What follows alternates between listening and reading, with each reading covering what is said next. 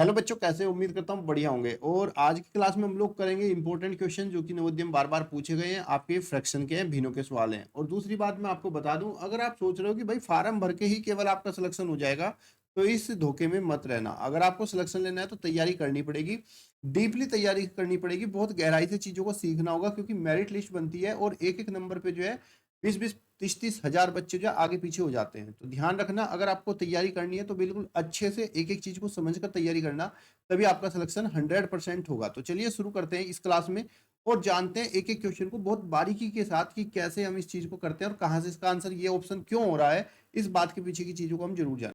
Question number 1 है तुम्हारा कि निम्नलिखित में से कौन इकाई भिन्न है? इकाई भिन्न किसको कहते हैं? देखो, जब भी कोई भिन्न होती है तो उस भिन्न के अंदर दो हिस्से होते हैं, एक होता है आपका अंश और दूसरा होता है आपका हर, जिसको हम इंग्लिश की अगर बात करें तो न्यूमरेटर और डिनोमिनेटर बोलते हैं। इकाई भिन्न वो होती है जिसका न्यूमरेटर 1 हो। सिर्फ ये शर्त है कि ऊपर वाला हिस्सा 1 होना चाहिए, नीचे चाहे कुछ भी हो, उससे कोई मतलब नहीं है। तो अगर आपसे पूछा जाए कि इसमें से इकाई भिन्न कौन सी है, तो आप बताओगे डी, क्योंकि इसके ऊपर वाला हिस्सा 1 है और इसी को हम इकाई भिन्न बोलते हैं। अगला आपसे पूछा है निम्नलिखित में से कौन सी संयुक्त संयुक्त भिन्न है? संयुक्त किसको बोलते हैं? ऐसी भिन्न जिसके अंदर एक आपका पूर्णांक हो और एक आपकी भिन्न हो, उसको हम संयुक्त भिन्न बोलते हैं। जैसे कि आपकी है 2 सही 1/5, तो ये आपकी संयुक्त भिन्न है। बाकी सारी भिन्न आप देख रहे हो ना, इसमें कोई भी संयुक्त भिन्न नहीं है। तो जिस भिन्न के आगे एक संख्या हो और उसके पीछे आपकी एक उचित भिन्न हो, यानी कि एक प्रॉपर फ्रैक्शन हो, उसको हम संयुक्त भिन्न बोलते हैं। उचित भिन्न किसको बोलते हैं? उचित भिन्न बोलते हैं जिसके अंदर न्यूमरेटर और डिनोमिनेटर, यानी कि अंश हर में हमेशा न्यूमरेटर छोटा होना चाहिए डिनोमिनेटर से, यानी कि ऊपर वाली संख्या नीचे से छोटी होनी चाहिए और यहाँ पर एक पूरी संख्या होनी चाहिए। इसको हम संयुक्त भिन्न बोलते हैं। अगला क्वेश्चन नंबर 3 और इंपॉर्टेंट क्वेश्चन है, निम्नलिखित में से कौन सी भिन्न बड़ी है? अब हमारे पास इस ऑप्शन में चार भिन्नें आ गई हैं।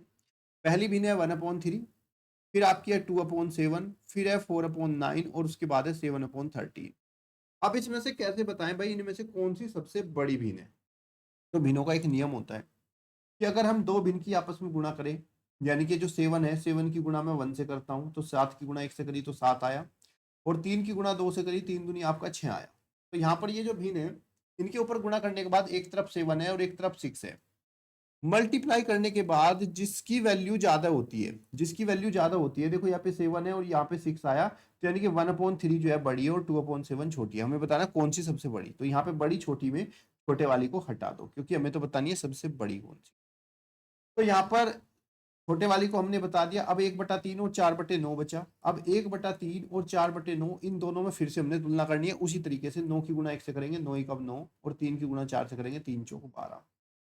गुणा करने पर आपने देखा कि इधर 9 आया, इधर 12, यानी कि 1/3 छोटी है और 4/9 बड़ी है। हमें सबसे बड़ी बतानी है, तो छोटे वाली यहाँ से भी हटा दो, इधर से सिर्फ बड़े वाली चूज करनी। कितनी आई? 4/9।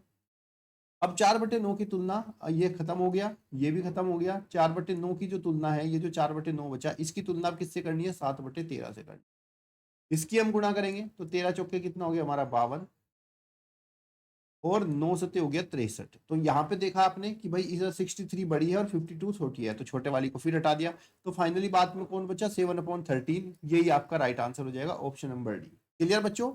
इसी तरीके से हम क्वेश्चन नंबर 4 को देखते हैं। इनमें से बताना कौन सी सबसे छोटी भिन्न है। फिर से समझना सबसे छोटी भिन्न कौन सी है। तो पहले हम दो ऑप्शन की बात करते हैं, 1/2 को ले लेते हैं और 7/12 को ले लेते हैं। और हमें छोटी वाली बतानी है, तो सबसे छोटी को ही छांटना होगा।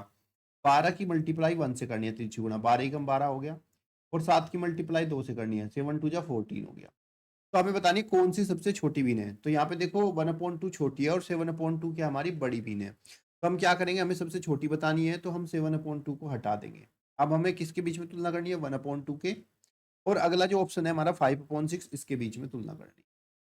5/6 के बीच में जब हमने तुलना करी, तो यहाँ पे देखा भाई कौन सी बड़ी है कौन सी छोटी। तो यहाँ पे 6 कम 6 और 5 दूनी आपका कितना हो गया? 10।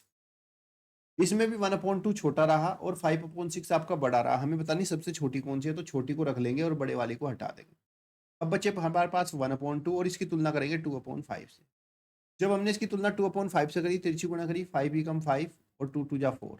ऐसी कंडीशन में ये 5 आया, ये 4, यानी कि ये वाली भिन्न जो है बड़ी होकर ये छोटी, तो सबसे छोटी भिन्न जो हमारी 2/5 हो जाएगी। ऑप्शन नंबर डी आपका राइट आंसर। तो यानी कि जब हमें बड़ी और छोटी भिन्नों को छांटना होगा, तो ऐसी कंडीशन में हम लोग क्या करेंगे, किन्हीं दो ऑप्शन को लेकर हल कर लेंगे।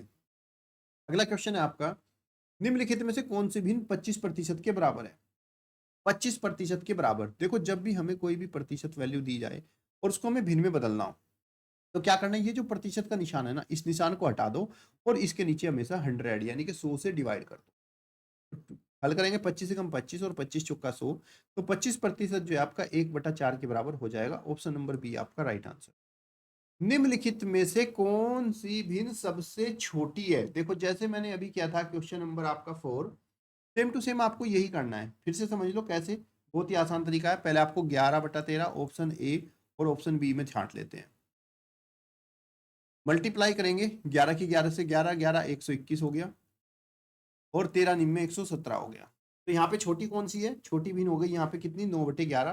तो 11/13 हटा दो, छोटी बतानी है तो छोटी को ही लेके चलेंगे। अब ये जो हमारा 9/11 है, ये वाली भिन्न की तुलना करेंगे 3/4 से।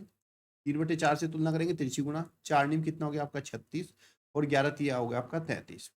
तो यहाँ पर जब हमने तुलना करी तो 9/11 बड़ी है और 3/4 छोटी है, तो बड़े वाली भिन्न को हटा दो, ये 9/11 हमारा हट गया।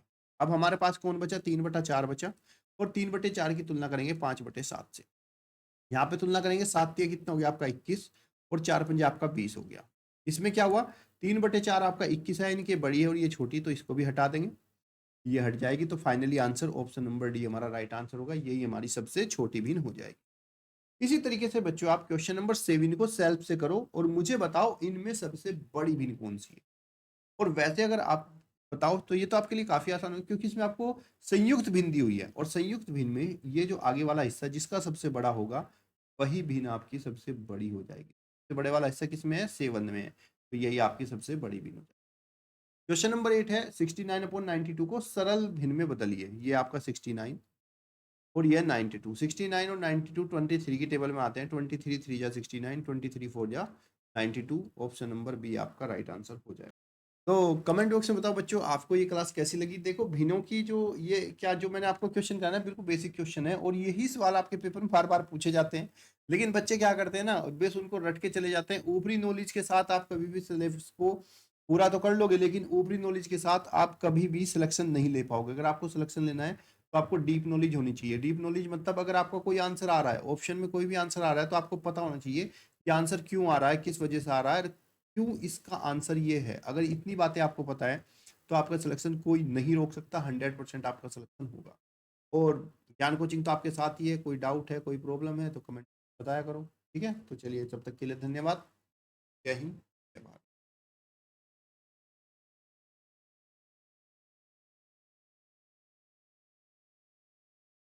नहीं, इंपॉर्टेंट है, हर बच्चा सिलेक्शन लेगा इस, अगर इसको तो करेगा तो सिलेक्शन तो 100% होगा।